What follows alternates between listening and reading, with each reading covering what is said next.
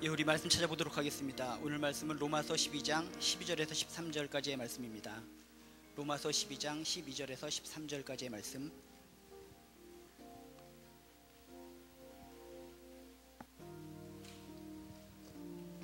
로마서 12장 12절 13절 말씀입니다.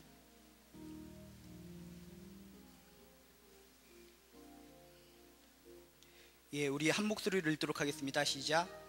소망 중에 즐거워하며 환난 중에 참으며 기도에 항상 힘쓰며 성도들의 쓸 것을 공급하며 손대접하기를 힘쓰라. 아멘. 이제 태풍이 잠깐 와서 그런지 모르겠는데 저희들이 그동안 너무나 덥고 더위 속에서 우리가 상당히 혼돈 속에서 살았는데 이제는 그 무더운 더위가 좀 물러난 것 같습니다. 여러분들도 이제 정신 차리고 여러분이 나태했던 신앙이 있다면 다시 추스려서 하나님 앞에서 온전한 전사로서 우뚝 서시기를 주님의 이름으로 축원합니다. 모든 인간들을 살펴보면 다 똑같습니다. 크리스찬이나 넌 크리스찬들이나 그들의 행하는 모든 일들을 우리가 조목조목 살펴보고 그들이 뭘 하는가, 뭘 먹는가, 무엇을 입고 있는가를 따져보면 우리 크리스찬들과 별 차이가 없다라는 겁니다. 의식주 생활을 갖다 지켜보시기 바랍니다. 그들은 우리하고 특별하게 다른 것을 먹습니까? 우리들은 또 독특한 것을 먹습니까? 의식주 생활하는 것을 하나하나 체크해보면 믿는 사람이나 안 믿는 사람이나 모든 인간은 거의 별 차이가 없다라는 겁니다. 그것뿐입니까? 희노애락의 삶을 찾아보면 역시 마찬가지로 그들이나 우리나 꼬집으면 아프고 화낼 때는 화낼 수 있는 거고 슬플 때는 슬픈 거고 기쁠 때는 하하하 웃을 수도 있고 텔레비전에 여러 가지 프로를 볼 때마다 비슷한 반응들을 보이게 된다는 겁니다. 그런 모든 인간들의 똑같은 모습들, 별 차이 없는 모습들을 바라보면서 우리들은 조금 궁금하게 생각합니다. 그렇다면 크리스찬은 도대체 뭐가 다른가? 크리스찬이라면, 하나님 믿는 사람이라면, 하나님의 자녀라면 뭔가 독특한 차별성이 있어야 될 것 같은데 도대체 그 차별성은 무엇인가? 그것이 궁금하다라는 겁니다. 진짜 크리스찬에게 있는 뭔가 다른 2%의 차별성은 도대체 무엇인가? 우리가 이 땅에 크리스찬으로서 살아가면서 하나님의 자녀로 살아가면서 그게 중요하다라는 겁니다. 나머지 98% 그들과 똑같은 거, 의식주 생활하는 거, 희노애락의 삶을 살아가는 거, 이런 것들은 다 똑같은데 그것을 보고 살아가는 것이 아니라 그들과는 다른 2%에 우리는 승부를 걸면서 살아가야 된다는 겁니다. 그들과 다른 차별성은 무엇인가? 그들과 다른 독특성은 무엇인가? 거기에 목숨을 걸고 거기에 승부수를 걸고 살아가는 사람들이 우리 크리스찬이요, 우리 하나님의 자녀들이라는 겁니다. 오늘 말씀을 통해서 정확하게 기억하시기 바랍니다. 내가 진정 크리스찬이라면, 내가 하나님의 자녀라면, 하나님의 백성이라면 하나님을 믿지 않는 그런 사람들과 뭐가 달라야 되는가? 어떤 차별성이 있어야 되는가? 오늘 말씀에 있는 차별성이 여러분에게 없다면 여러분들도 스스로 한번 점검해 봐야 되는 겁니다. 아, 그렇구나. 나에게 이런 차별적인 것이 없었기 때문에 내가 세상 사람들과 어울리면서 뭔가 드러나지 못하고 하나님의 자녀로서 온전히 살아가지 못했구나. 오늘 몇 가지 이 포인트를 꼭 기억하셔서, 그래, 내가 인생 평생 살아가는 데 있어서 이 보통 사람들하고 똑같은 것 같지만은 그래도 차별성 있는 이 2%의 승부를 걸면서 살아가야 되겠구나. 이것을 통해서 하나님께 영광을 돌리고 이것을 통해서 진정한 행복을 발견해 나가야 되겠구나. 결단하시기를 주님의 이름으로 축원합니다. 오늘 처음에 보면 세상과 다른 2%의 차별성은 무엇인가? 이렇게 말씀해주고 있습니다. 소망 중에 즐거워하며 라고 써 있습니다. 우리가 세상 사람들과 차별성이 있다면 소망 중에 즐거워하는 것이라는 겁니다. 소망 중에 즐거워한다. 우리들에게 있어서 우리가 하나님을 믿는다면, 하나님의 자녀라면 우리에게는 궁극적인 소망을 가지고 살아야 된다는 겁니다. 내가 하나님을 믿는다고 하면서 예수 그리스도를 갖다 영접했다고 하면서 나에게 소망이 없다면 나는 진정한 크리스찬이 아니라는 겁니다. 여러분 스스로에게 질문해 보시기 바랍니다. 여러분에게 진정한 소망이 있습니까? 여러분에게 진정한 희망이 있습니까? 넘어질 때, 쓰러질 때, 정말 죽을 것 같은 그런 고통 속에 있을 때 여러분 마음 한구석에 소망이 피어나십니까? 소망이 여러분을 갖다 다시 빗줄기 속으로 인도해 나가십니까? 절망 상황 속에서 소망이 피어오르지 않고 빗줄기가 보이지 않는다면 그 사람은 진정 신앙이 없는 사람입니다. 근데 아무리 절벽을 기어갈 정도로 상당히 힘든 상황에 처할지라도 마음 한구석에서 이상하게 소망이 피어오른다는 겁니다. 이상하게 희망의 빗줄기가 피어오른다는 겁니다. 그래서 그 소망을 붙잡고 희망의 빗줄기를 붙잡고 일어서는 사람, 그 사람의 크리스찬들이라는 겁니다. 왜? 그들 마음에는 정말 하나님께서 주시는 산 소망이 있기 때문에 어떤 어려움 속에서도 다시 일어날 수 있는 오떡이와 같은 그런 어떤 믿음과 소망이 있다는 겁니다. 근데 중요한 것은 이 소망이라는 것은 일시적인 소망이 아니라는 겁니다. 세상 사람들도 소망이라는 것을 조금씩 가지고 있습니다. 근데 그들이 가지고 있는 소망이라는 것은 일시적인 소망이라는 겁니다. 저 아이스크림을 먹었으면 좋겠다, 저 짜장면을 먹었으면 좋겠다, 저 옷을 입었으면 좋겠다, 저 직위에 올라갔으면 좋겠다, 어떤 사람과 결혼했으면 좋겠다. 그들 나름대로도 어떤 소망이라는 것을 가지고 있는데 그것은 일시적인 소망이라는 겁니다. 한번 쟁취하고 나면, 목적이 달성하고 나면 끝나버리는 일시적인 소망이라는 겁니다. 근데 우리에게 주어진 그 소망이라는 것은 이런 일시적인 소망이 아니라는 겁니다. 종말론적인 소망이라는 겁니다. 영원한 소망이라는 겁니다. 예수 그리스도를 통한 구원의 소망이라는 겁니다. 궁극적인 최후의 승리에 대한 소망, 하나님 나라 주인공이 되는 그런 소망, 우리들에겐 그런 영원한 소망이 있다는 것을 꼭 기억하시기 바랍니다. 일시적인 소망이 있는 사람은 절망 속에서 그런 목적이 달성되었을 때 더 이상 큰 소망을 품지 못하고 힘들게 어렵게 잘잘하게 살아갈 수밖에 없습니다. 그렇지만 우리에게는 끊임없이 솟구쳐 나오는 영원한 소망이 있기 때문에, 궁극적인 소망이 있기 때문에, 최후를 바라보는 궁극적인 승리에 대한 소망이 있기 때문에 우리가 몇 살을 먹던 어떤 상황에 처하든지 다 헤어나올 수가 있다는 겁니다. 여러분에게 이런 소망이 있으시기를 주님의 이름으로 축원합니다. 근데 오늘 말씀에 보면 그냥 소망을 갖는 것이 아니라 이런 소망 중에 즐거워하며 라고 써 있습니다. 우리가 소망 때문에 우리에게 즐거움이 생긴다는 겁니다. 이 세상에 있는 많은 사람들과 인터뷰를 해봅니다. 그들과 설문조사를 해봅니다. 그들에게서 이야기나 해서 나오는 것을 통틀어 볼 때 당신들은 언제 즐겁습니까? 언제 기쁨이 옵니까? 라고 물어본다면 그들 마음속에 소망이 있을 때, 희망이 있을 때 그들은 저절로 즐거운 마음이 생기게 된다는 겁니다. 소망이 없는 사람이, 절망 속에 있는 사람이 즐거움이 생길 수가 없습니다. 한 달 후에 사형 선고를 받아서 목매달아 죽을 수밖에 없는 절망적인 사람이 당신 지금 즐겁습니까? 결코 즐거울 수가 없습니다. 온갖 좋은 음식을 갖다 먹여도, 좋은 것들을 갖다 그에게 막 뿌려줘도 한 달 후에 당신은 죽습니다 라는 사형 선고가 주어졌다면 그 사람은 절대 즐거울 수가 없다는 겁니다. 우리에게 즐거울 수 있는 이유는 오직 한 가지, 소망이라는 겁니다. 반드시 난 크리스찬이기 때문에, 예수 그리스도를 믿기 때문에 반드시 난 승리하고 만다, 하나님 나라의 주인공이 바로 나다, 이런 구원에 대한 예수 그리스도를 통한 희망적인 소망이 있기 때문에, 영원한 소망이 있기 때문에 나는 어떤 상황에도 불구하고 매일매일 순간순간 즐거워할 수 있다는 겁니다. 여러분 삶 속에서 소망 중에 즐거워하며 살아가시기를 주님의 이름으로 축원합니다. 그런데 재미있는 게 있습니다. 즐거워한다라고 했는데 즐거워한다라는 것은 어떤 의미를 담고 있는가? 기대감을 가지고 살아간다, 설레임을 가지고 살아간다 라는 의미를 담고 있습니다. 여러분들이 하루하루 살아가면서 눈을 뜨면서 어떤 마음이 듭니까? 24시간 또 시작되는구나, 짜증나 죽겠어, 24시간을 또 어떻게 살아가야 되는가, 그렇게 헉헉거리면서 혹시 살아가고 있지는 않습니까? 그러면 우리 신앙에 문제가 있는 겁니다. 소망 중에 즐거워한다, 소망 중에 즐거워한다라는 것은 매일매일 일어날 때마다, 깨어있을 때마다 나의 생명을 통해서 설레임을 가져야 된다는 겁니다. 기대감을 가지고 살라는 것입니다. 전혀 소망이 없는 것 같지만, 전혀 내 삶에 대해서 희망이 없는 것 같지만 나에겐 이미 희망이 주어졌고 소망이 주어졌기 때문에 무엇인가 하나님께서 오늘 하루도 나에게 즐거운 일을 주실 것이다, 기쁨을 주실 것이다, 설레이는 마음을 가지고, 기대하는 마음을 가지고 하루를 살라는 것입니다. 여러분 인생을 살아가라는 것입니다. 설레임이라는 것은 너무나 즐겁고 신나는 겁니다. 세상에서 처음 만나는 설레임, 아이스크림과 슬러시의 상쾌한 만남, 돌리고 조이고 마시고 돌리고 조이고 마시고, 그런 것을 통해서도 우리가 설레임을 가지고 기분을 좋아지는데, 그런 아이스크림뿐만 아니라 우리 인생에 있어서 예수 그리스도에 대한 확실한 소망이 있다면, 최후의 승리에 대한 확실한 소망이 있다면, 하나님 나라의 주인공이 될 수 있다는 확실한 소망이 있다면 우리는 매 순간 설레임을 가지고 살아갈 수 있다는 겁니다. 여러분 삶 속에서 눈을 뜰 때마다, 여러분이 생명 호흡이 있을 때마다 반드시 하나님께서는 나에게 기도를 응답하시고 나에게 좋은 것을 채워주실 것이다 라는 설레임을 가지고, 기대감을 가지고 즐거워하면서 살아가시기를 주님의 이름으로 축원합니다. 우리가 지난주에도 수련회를 했지만은 크리스찬인 사람들은 평생 살아가면서 수련회가를 엄청나게 많이 합니다. 저도 지금까지 살아오면서 엄청나게 많은 수련회들을 굉장히 많이 했었는데, 언젠가 수련회 때 전국 연합 수련회였는데 조가 편성되었는데 그 조 가운데 50대의 아줌마 권사님이 편성되었습니다. 대학생 수련회였는데 그분도 대학생이라고 그래서 그 수련회에 참석한 겁니다. 상당히 좀 기분이 처음에는 그랬습니다. 비슷한 또래의 자매가 있으면 상당히 좋을 텐데 이분도 자매라고 해서 이렇게 같이 꼈구나. 그분 혼자만 자매였고 나머지는 다 형제였는데 상당히 좀 그랬습니다. 근데 그런 얘기가 떠올라서 생각나는 건데, 지금까지 무수히 많은 수련을 해봤지만 저는 항상 그랬습니다. 항상 조가 편성되면 항상 남자들이 있는 조였습니다. 혹시나 자매가 껴면 이렇게 50대 된 권사님이나 집사님이 꼈습니다. 그리고 또 자매들이 많더라 치더라도 그 자매들을 보면은 항상 누나들이었습니다. 이상하게 수련회에서 조 편성될 때마다 꼬이고 꼬였습니다.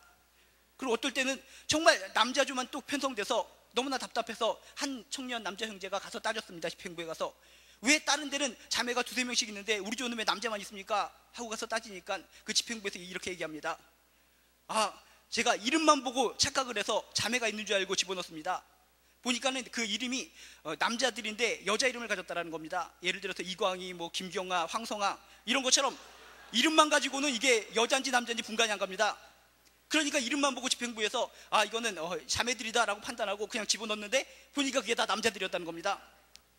어쨌든 지금까지 수련회를 갖다 정말 무수히 많이 해보면서 저는 항상 남자들이 있는 조, 누나들이 많이 있는 조, 어떤 집사님이나 권사님들이 있는 조 이런 곳으로 상당히 꼬이게 수련회 조를 편성되어 온 것 같습니다. 혹시 수련회에서 커플을 갖다 정하더라도 이상하게 그렇게 많은 자매들 중에 저랑 걸린 사람은 없고 다 이상하게 남자들입니다. 따라온 어떤 기사 집사님이라든지 따라온 또 장로님이라든지 이런 분들만 걸립니다. 지난번에도 그렇습니다. 지난주에도 수련회를 갔었는데 그렇게 많은 사람들 가운데서 커플을 정했는데 나만 남자랑 걸렸습니다. 참 슬픈 일입니다. 머피의 법칙입니다. 이러니까 아직도 결혼을 못하고 있습니다. 여러분들 중에서도 계속적으로 지금까지 수련회 하면서 자매는 자매끼리 남자는 남자끼리 조편성되는 분들이 있다면 여러분들이 더욱더 하나님을 붙잡고 기도하셔야 될 것 같습니다. 그냥 그러면 그러려니 하고 가다가 제 나이 되도록 결혼 못할지 모릅니다. 어쨌든 그 옛날에 수련회 조편성을 했는데 그 중에 한 분이 50대 권사님 아줌마였습니다. 그래서 거의 끝날 때까지는 전부 다 모든 사람들이 기분이 나쁜 가운데 아이고 좀 안타깝다 하는 마음으로 했는데 마지막 날 저런 시간이 되었습니다. 비전을 이야기하고 삶에 대한 비전을 고백하는 시간을 가졌었습니다. 그래서 한 분씩 돌아가면서 자신의 비전에 대해서 자신의 삶의 어떤 목적에 대해서 이야기를 합니다. 다른 사람들은 다 대학생이었기 때문에 정말 큰 비전을 가지고 나름대로 하나님께서 주신 꿈을 막 얘기합니다. 근데 그 50대의 아줌마 차례가 되었습니다. 전 생각했습니다. 50대 아줌마가 그 나이에 대학생이 된 것으로만으로도 만족하겠지, 그저 만족합니다, 감사합니다, 이제 죽어도 여한이 없습니다, 이런 고백을 할 줄 알았습니다. 저뿐만 아니라 거기에 같은 조에 있던 다른 형제들도 그렇게 생각했습니다. 근데 이분이 특별한 얘기를 하는 겁니다. 하나님께서 나에게 엄청난 비전을 주셨습니다. 내 나이가 비록 50대 중반이지만은 하나님께서 나에게 매일매일 비전을 주십니다. 매일매일 꿈을 주십니다. 하나님께서 나는 오늘도 이 순간도 나를 어떻게 사용하실까, 나의 미래를 어떻게 사용하실까 기대감을 가지고 살아갑니다. 설레임을 가지고 살아갑니다. 내 미래는 무궁무진합니다. 나의 꿈은 무궁무진합니다. 나의 비전은 큽니다. 하나님께서 나를 크게 쓰실 겁니다 하면서 그 50대 아주머니가 눈을 초롱초롱 똘망똘망하게 뜨는 가운데 그렇게 고백하는 것을 보고 상당히 도전을 받았습니다. 저렇게 50대 아주머니도 매일매일 나는 설레임을 가지고 산다, 하나님께서 나에게 어떤 선물을 주실지 기대하면서 산다, 하나님께서 나에게 어떻게 날 쓰실지, 날 그 어떤 도구로 사용해 주실지 난 너무나 기대감이 크다. 그래서 매일매일 준비하면서 설레이는 마음을 가지고 기대감을 가지고 살아간다 라고 당당하게 선포했을 때 이게 크리스찬이구나, 세상 사람들과 다른 2% 다른 차별성이 여기에 있구나, 같은 또래의 50대 아줌마라면 어떻게 생각할 것인가, 여기가 좋사오니 저기가 좋사오니 찜질방이 좋사오니 하면서 그저 안락하고 평안한 생각을 하고 그것으로서 이야기를 할 수도 있고 수다를 떨 수 있었을 텐데, 이 아주머니는 신앙을 가지고 하나님께서 주신 비전을 가지고 꿈을 가지고 내 나이 비록 50대 중반이지만 하나님께서 나에게 꿈을 주셨습니다, 비전을 주셨습니다, 나는 나의 매일매일 설레임을 가지고 살아갑니다, 기대감을 가지고 살아갑니다, 이런 고백을 했다는 겁니다. 이게 크리스찬입니다. 여러분은 젊습니다. 여러분이 아직도 20대 30대인데도 불구하고 아이고 내 인생은 끝났어, 내가 5년만 젊었어도, 아이고 내가 다시 고등학교 때로 돌아갔어도 중학교 때로 돌아갔어도 이렇게 살지 않을 텐데, 그런 생각하지 마시기 바랍니다. 지금부터 여러분의 꿈은 무궁무진합니다. 여러분의 비전은 무궁무진합니다. 매 순간 하나님과 기도하면서 여러분을 하나님께서 어떻게 쓰실 것인가 기대감을 가지고 살아가시길 바랍니다. 설레임을 가지고 살아가시기 바랍니다. 여러분이 기도를 할 때마다 반드시 하나님께서는 그의 자녀의 기도를 응답해 주시게 돼 있는데, 이것이 내일 응답해 주실까, 10년 후에 응답해 주실까, 어떤 방식으로 더욱더 큰 방식으로 좋은 응답을 해 주실까 기대하면서 살아가라는 것입니다. 사람들은 기도를 했는데 기도를 쓰레기처럼 하는 사람들이 많이 있습니다. 기도를 했으면 하나님께서 반드시 응답하시는 것이 자연적인 성경적인 진리인데, 기도는 열심히 해놓고 응답은 기다리지 않습니다. 그건 기도가 아닙니다. 기도를 했으면은 정말 그것이 하나님의 뜻에 합한 기도라면 기다리면서 살아가야 된다는 겁니다. 설레임을 가지고 그 기도 제목에 대해서 어떤 방식으로 나에게 응답을 주실 것인가, 눈을 뜰 때마다 기대하시기 바랍니다. 오늘 하루는 나의 기도를 통해서 어떻게 역사하실 것인가, 어떤 좋은 사람을 만나게 하실 것인가, 어떤 자연을 보게 하실 것인가, 어떤 사건이 터져서 나를 행복하게 하실 것인가. 그게 크리스찬입니다. 항상 설레이는 마음을 가지고 기대감을 가지고 하루하루 살아가시기를 주님의 이름으로 축원합니다. 반드시 여러분들이 하나님 뜻에 내서 기도했다면 그 기도는 반드시 응답되게 되어 있다는 겁니다. 기도를 한 만큼 여러분의 인생은 설렘이 많이 있습니다. 기대감이 많이 있을 수밖에 없다는 겁니다. 항상 기도 생활 가운데 오늘 하루 어떤 선물을 나에게 주실 것인가, 어떤 기쁨을 주실 것인가 항상 머릿속으로 그리면서 상상하면서 살아가시기를 주님의 이름으로 축원합니다. 언젠가 꼬마아이들이, 유치부 아이들이 저를 상당히 좋아하는데 유치부 꼬마아이가 저를 유심히 지켜보더니 저한테 이렇게 얘기를 합니다. 아이들은 선생님이라고 부르니까, 선생님은 왜 항상 그렇게 행복하세요? 선생님은 항상 왜 이렇게 즐거우세요? 라고 유치부 아이가 저를 항상 지켜보면서 얘기를 합니다. 보통 어른들은 같이 볼 때 저 사람이 즐거운지 기쁜지 모르는데 아이들이 눈에는 그게 보이나 봅니다. 아이들의 눈에 내가 항상 즐겁게 보인다는 거, 항상 행복하게 보인다는 거, 그것은 내가 정말 크리스찬으로서 항상 즐겁게 살아가는 것이구나, 소망을 가지고 살아가는 것이구나, 설렘을 가지고 살아가는 것이구나, 기대감을 가지고 살아가는 것이구나 라는 것을 내가 깨달을 수 있었다는 겁니다. 여러분들도 여러분의 모습을 보고 다른 사람들이 그렇게 평가하길 바랍니다. 당신은 도대체 왜 그렇게 즐겁게 살아가세요? 당신은 왜 이렇게 행복하게 살아가세요? 당신 환경이 상당히 열악한 것 같은데 당신은 왜 이렇게 늘 기대감을 가지고 늘 설렘을 가지고 살아가십니까? 이런 평가를 받으시기를 주님의 이름으로 축원합니다. 소망 중에 즐거워하라, 소망 중에 즐거워하라. 크리스찬의 차별성이라는 겁니다. 이 말씀을 항상 기억하시기 바랍니다. 소망 중에 즐거워하라. 천국의 기쁨을 땡겨서 지금 맛보며 살아가라는 것입니다. 천국의 행복은 너무나 즐겁습니다. 천국에 대해서 성경을 통해서 주어진 그 아름다운 것들을 떠올려 보시기 바랍니다. 에덴 동산에 대해서 여러분이 본 것들을 기억해 보시기 바랍니다. 영화 속에서 본 파라다이스 정도는 차이가 되지 않습니다. 잼이 되지 않습니다. 여러분이 상상할 수 있는 것을 최대한 생각해서 내가 갈 수 있는 곳, 그 천국이라는 곳은, 하나님이라는 곳, 나라라는 곳은 너무나 좋은 곳이구나, 너무나 기쁜 곳이구나, 사랑이 넘치는 곳이구나 떠올려 보시기 바랍니다. 여러분이 갈 곳이 그런 곳이라는 겁니다. 근데 그런 곳을 내가 죽어서 갈 곳이다 라고 생각하고 살아가는 것이 아니라 땡기라는 것입니다. 잡아당기라는 것입니다. 천국의 기쁨을 잡아당겨서 지금 맛보면서 살아가라 라고 하는 의미가, 소망 중에 즐거워하라 라고 하는 의미에 담겨 있다는 겁니다. 여러분들은 다 천국의 주인공들이십니다. 하나님 나라의 주인공들이십니다. 지금은 고통스럽게 으악 썩은 게자를 먹은 것처럼 살아가는 것이 아니라 천국의 기쁨을 땡겨서 지금 맛보시면서 살아가시기를 주님의 이름으로 축원합니다.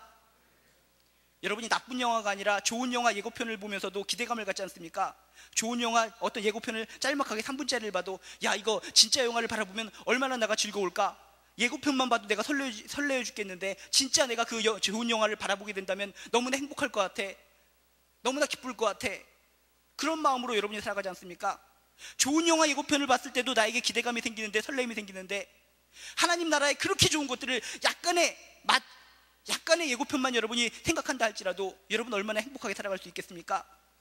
여러분이 생각하는 것보다 하나님 나라는 더 좋은 곳입니다. 여러분이 최상으로 생각해서 좋은 곳보다 하나님 나라는 더욱더 좋은 곳이라는 것을 깨달으시고, 여러분이 생각하는 것을 통해서 예고편이라고 생각하시고, 나는 지금 내가 생각하는 것보다 더 좋은 하나님 나라의 주인공이 될 것이다, 천국의 백성이 될 것이다 라는 희망을 가지고 살아가시기를 주님의 이름으로 축원합니다. 최후 승리에 대한, 미래 구원에 대한 확신은 우리 신앙인의 필수 요소라는 겁니다. 나는 반드시 최후의 승리를 한다, 나는 반드시 구원이 주어진다, 나는 반드시 하나님 나라의 주인공이다, 이런 소망을 가지고 즐거워하면서 설레임을 가지고 기대감을 가지고 살아가시기를 주님의 이름으로 축원합니다. 꼭 기억하셔야 됩니다. 또한 우리가 이포로 차별성이 있는 것은 무엇인가? 세상 사람들하고 다른 차별성은 무엇인가? 환난 중에 참으며 라고 써 있습니다. 아까 뭐라고 그랬습니까? 이 세상 모든 사람들은 비슷한 것들이 많이 있는데 그들만 고통을 당하는 것이 아니라 우리들도 환난을 당한다는 겁니다. 우리도 고통을 당한다는 겁니다. 오히려 우리가 하나님을 믿기 때문에, 우리가 예수 그리스도를 믿기 때문에 환난이 더 심할지도 모릅니다. 더 따돌림을 더 당할지도 모릅니다. 더욱더 손가락을 당할지도 모릅니다. 근데 이런 환난 속에 있을 때 세상 사람들은 욕하고 누구를 보복하고 복수하고 이렇게 살아가지만, 우리 크리스찬들은 환난 중에 참으며 라고 써 있습니다. 이게 중요한 단어입니다. 참으며, 인내란 뜻인데 배교하지 않으며 신앙을 포기하지 않으며 이런 의미를 담고 있습니다. 근데 여기서 또 참으며라는 원어적인 의미는 이유가 있기에 참는다, 이유가 있기에 견딘다라는 의미를 담고 있습니다. 이유 없이 막 참는 것이 아니라는 겁니다. 많은 사람들이 착각합니다. 크리스찬은 무조건 참아야 됩니다 라고 생각을 하고 부당한데도 불구하고 무조건 참습니다. 그건 바보입니다. 세상 사람들이 아무 이유도 없이 참는 우리들을 보고 바보라고 생각하고 멍청이라고 생각하는 겁니다.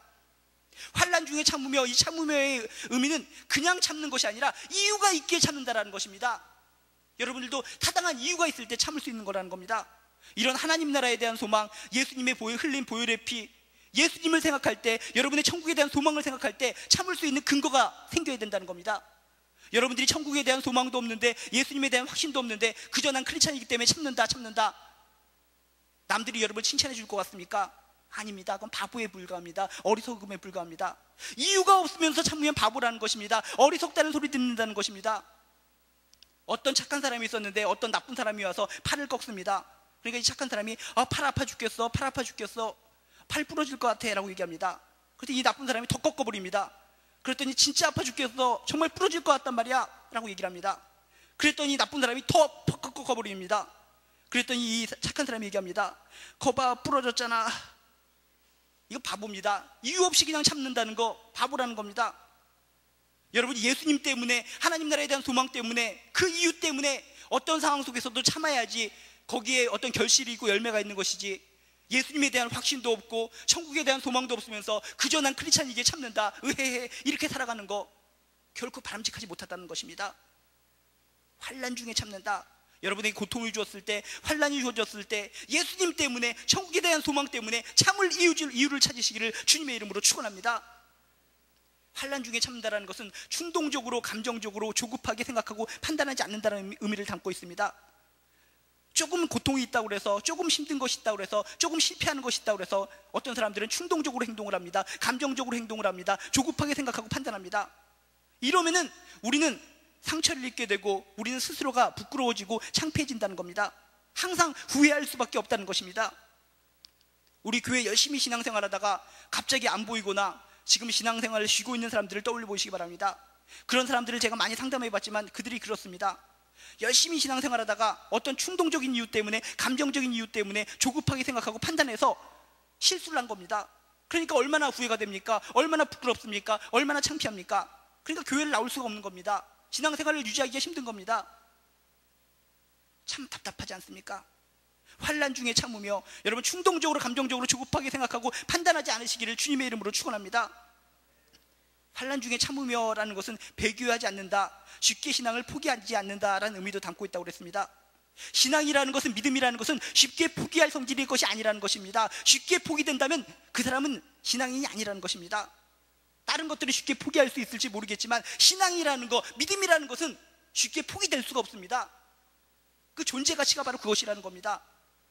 다른 것들은 여러분이 뭘 준비하다가 이거 안 되겠어, 다른 일 해야지, 이것도 준비하다가 시험 포기하고 다른 거 해야지, 직장 다니다가 이것도 때려치우고 다른 거 해야지, 그런 것들이 쉽게 포기할 수 있을지 모르겠지만 신앙이라는 거, 믿음이라는 것은 쉽게 포기될 수 있는 성질의 것이 아니라는 것입니다.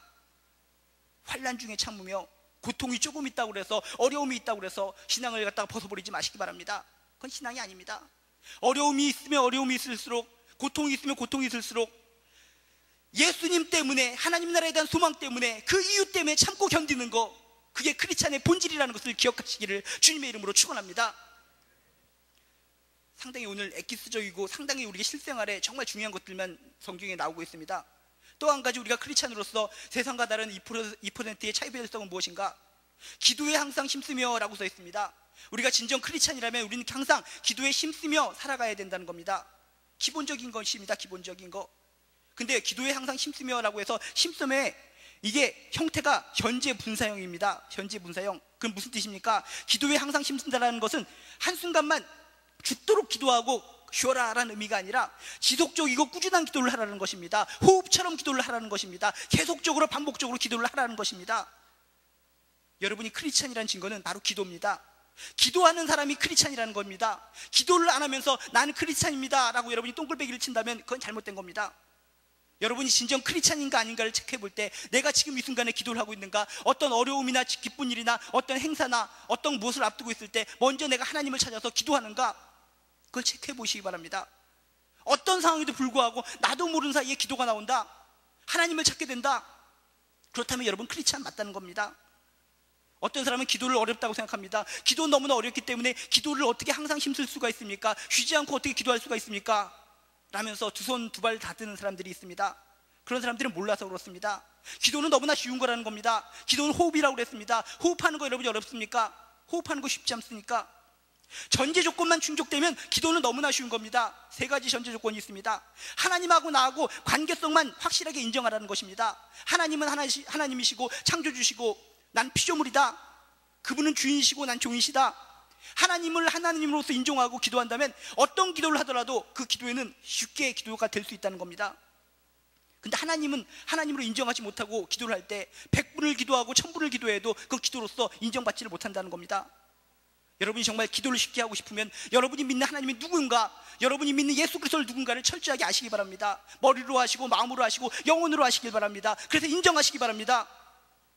그분과 나하고 관계가 인정됐을 때 나도 모르게 기도는 너무나 쉽게 터져 나온다는 겁니다. 또 한 가지 전제 조건이 있는데 방향을 정확하게 확실히 하라는 것입니다. 세상 사람들도 기도를 한다고 합니다. 어떤 꼴뚜기에게 기도하기도 하고 하늘에 기도하기도 하고 달에 기도하기도 하고 어떤 메뚜기 신에 기도하기도 하고 사람에게 기도하기도 하고 술을 놓고 기도하기도 하고 자식 주먹을 보고 기도하기도 하고 별것을 보고 다 기도합니다. 근데 방향이 틀리다라는 것입니다. 그들도 기도하는 것이라고 얘기하지만 그것은 진정한 기도가 아니라는 것입니다. 그건 넋두리에 불과하다라는 것입니다. 그게 소원을 빚는 것에 끝나는 것이라는 겁니다. 우리가 진정한 기도가 되기 위해서는 방향을 확실하게 하라는 것입니다. 성경에 제시된 하나님을 기억하라는 것입니다. 창조주 하나님을 기억하라는 것입니다. 생사복을 주관하신 하나님, 역사를 주관하신 하나님, 처음과 나중이 되신 하나님, 심판주가 되신 하나님이 성경에 써 있다는 겁니다.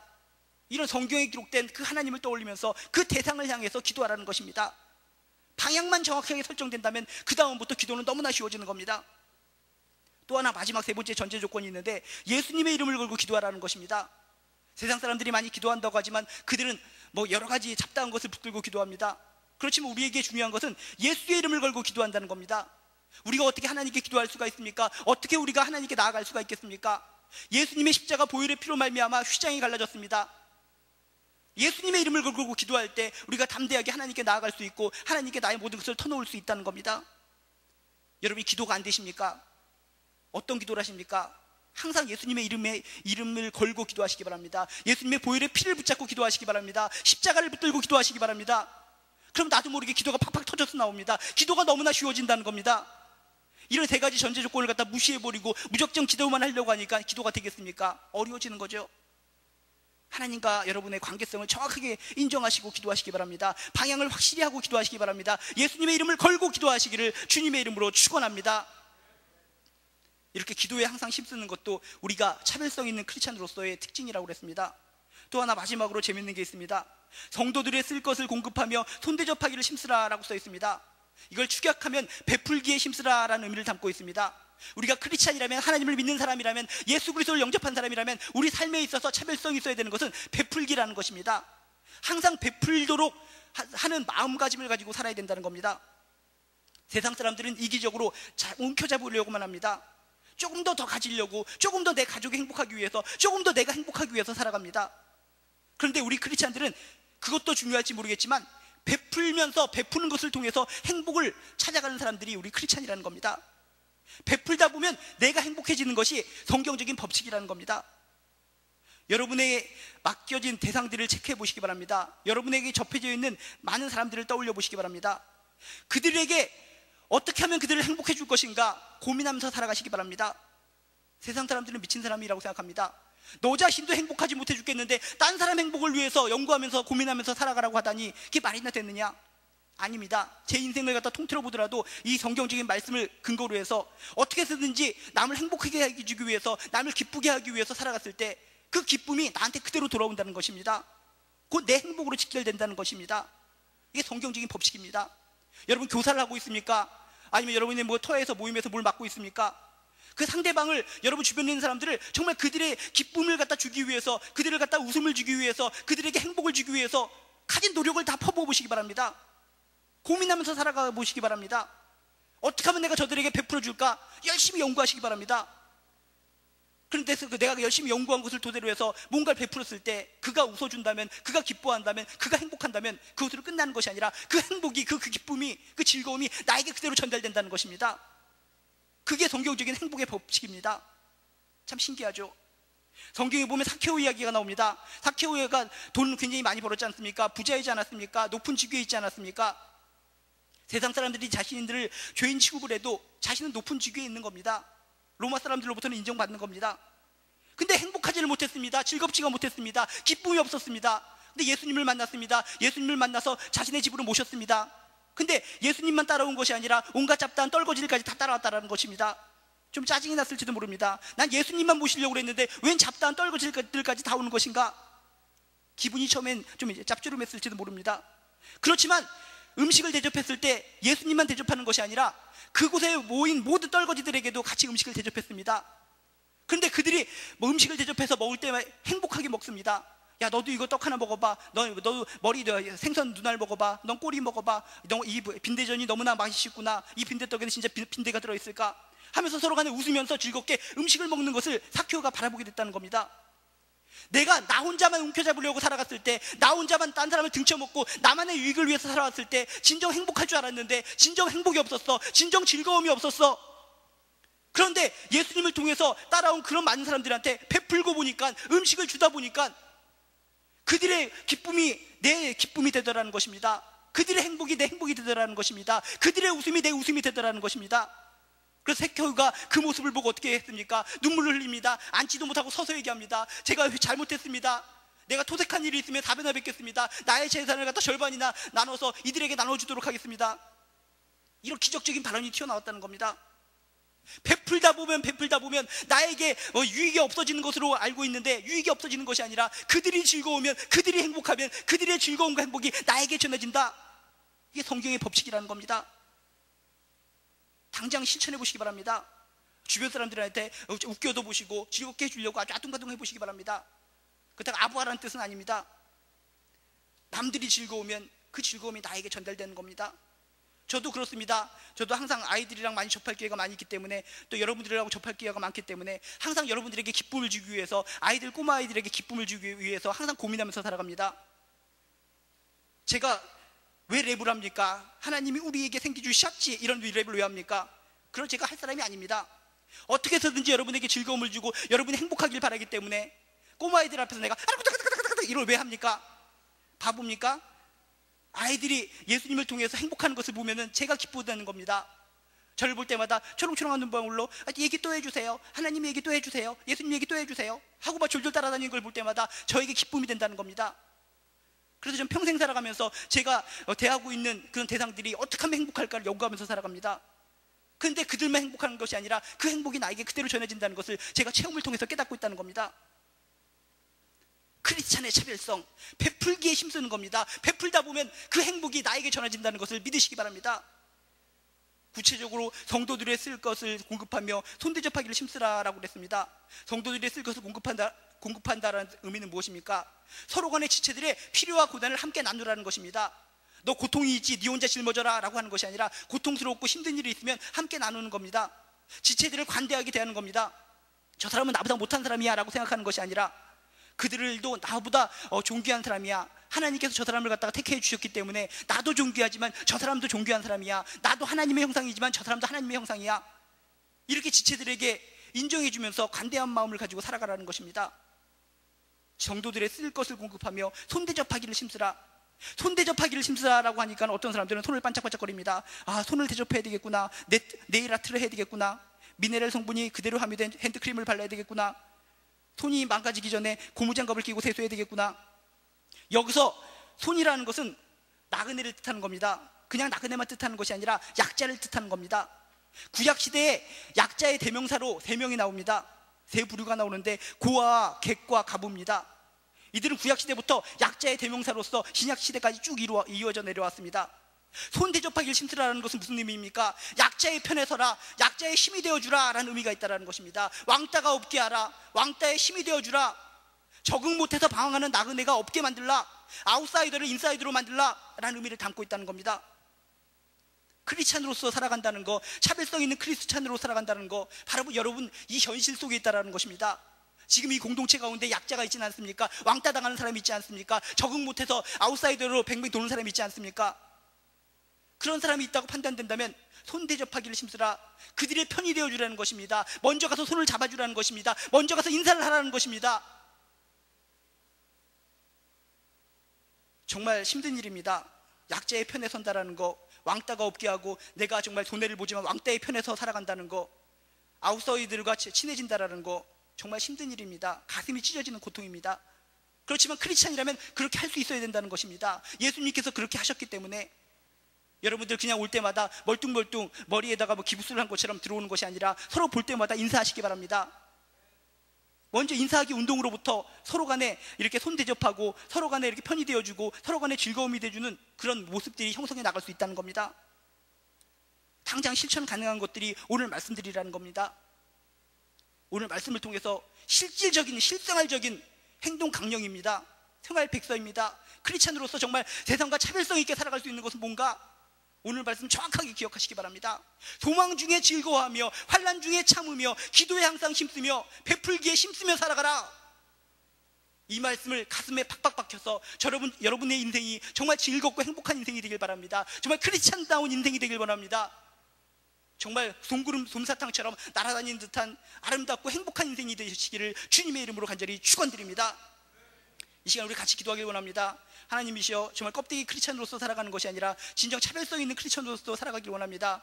소망 중에 즐거워하며 살게 하여 주시옵소서. 환난 중에 참으며 살게 하여 주시옵소서. 기도에 항상 힘쓰며 살아가게 하여 주시옵소서. 베풀기에 힘쓰면서 살아가게 하여 주시옵소서. 이런 기도 제목을 가지고 이 시간 다 같이 정말 진실된 마음으로 우리 기도하도록 하겠습니다. 다 같이 기도하시겠습니다. 하나님 아버지시여, 정말 저희들 이렇게 성경에 나와 있는 크리스찬의 덕목을 보니까 생각만 해도 너무나 좋습니다. 이렇게 좋은 걸 왜 우리들이 깨닫지 못하고 살아갔습니까? 답답합니다. 짜증납니다. 하나님, 이렇게 좋은 행동 강령이 있고 이런 실생활의 방침이 있었는데 저희들 왜 이렇게만 살아온 겁니까? 하나님, 오늘 말씀에 진정 각인될 수 있도록 하여 주시옵소서. 항상 소망을 가지고 살게 하여 주시옵시고 소망 중에 설레임을 가지고 기쁨을 가지고 살게 하여 주시옵소서. 아버지 하나님, 얼마나 좋습니까? 눈 뜰 때마다 한숨을 쉬고 끝나는 것이 아니라 오늘 하루도 나에게 어떤 기쁨을 줄 것인가, 하나님께서 나에게 주실 선물을 기대하면서 살게 하여 주시옵소서. 성경의 표현이 너무나 아름답지 않습니까? 우린 크리스찬입니다. 진실된 크리스찬입니다. 하나님께서 우리 자녀들에게 합력해서 선을 이루어 주십니다. 반드시 답을 주십니다. 응답해 주십니다. 늘 기쁨을 가지고 설렘을 가지고 살아갈 수 있도록 도와주시옵소서. 고통이 있을지언정 소망을 바라보며 예수님 때문에 확실한 근거에 의해서 참을 수 있고 인내할 수 있도록 하여 주시옵소서. 충동적으로 살아가지 말게 하여 주시기 원합니다. 항상 기도에 힘쓰며 살아갈 수 있도록 도와주시옵소서. 기도가 힘입니다. 기도가 날 앞으로 인도하는 겁니다.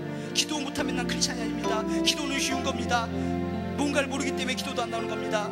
하나님과의 관계만 온전히 정립된다면, 예수님의 이름을 걸고 기도하면 막 튀어나오는 게 기도입니다. 호흡이 될 수 있습니다. 주여 아버지시여, 기도하게 하여 주시옵소서. 또 베푸는 것을 통해서 기쁨을 얻을 수 있다고 했습니다. 한 번에 해보게 하여 주시옵소서. 내 지체들에게 기쁨을 주기 위해서 아둥바둥도록 해보게 하여 주시옵소서. 그들이 웃었을 때 내가 기쁨과 안 기쁨과 체크해 보이게 하여 주시옵소서. 하나님 아버지시여, 오늘 이 말씀이 너무나 주옥 과 같습니다. 이 말씀을 실천하면서 살아가는 것을 통해서 진정 삶의 기쁨이 되게 하여 주시길 간절히 바랍니다. 하나님, 저희들이 크리스찬으로서 살아가면서 정말 어떻게 살아가야 되는 것이 크리스찬인지를 몰라서 그냥 그럭저럭 살아갈 때가 많이 있습니다. 근데 오늘 로마서 말씀을 통해서 너무나 주옥 같은 말씀이 저희들 가슴속에 팍팍 박힙니다. 정말 오늘 말씀처럼 저희들이 실천하면서 살아갈 수 있도록 주여 도와주시옵소서. 소망 중에 즐거워할 수 있도록 도와주시옵소서. 환난 중에 참으며 살아갈 수 있도록 도와주시옵소서. 기도에 항상 힘쓰며 살아갈 수 있도록 도와주시옵소서. 내가 맡은 대상들에 향해서 늘 베풀기를 고민하면서 살아갈 수 있도록 주여 도와주시옵소서. 그럴 때 세상이 줄 수 없는 행복과 기쁨이 나에게 넘쳐 흐르리라 믿습니다. 크리스찬은 행복한 사람입니다. 불행하게 살아가는 것이 아니라 이런 행동 방침들을 실행해 나가면서 진정한 기쁨을 가지고 진정한 행복을 가지고 살아갈 수 있도록 도와주시옵소서. 살아계신 하나님을 간절히 믿사오며 예수님 이름으로 기도했습니다. 아멘.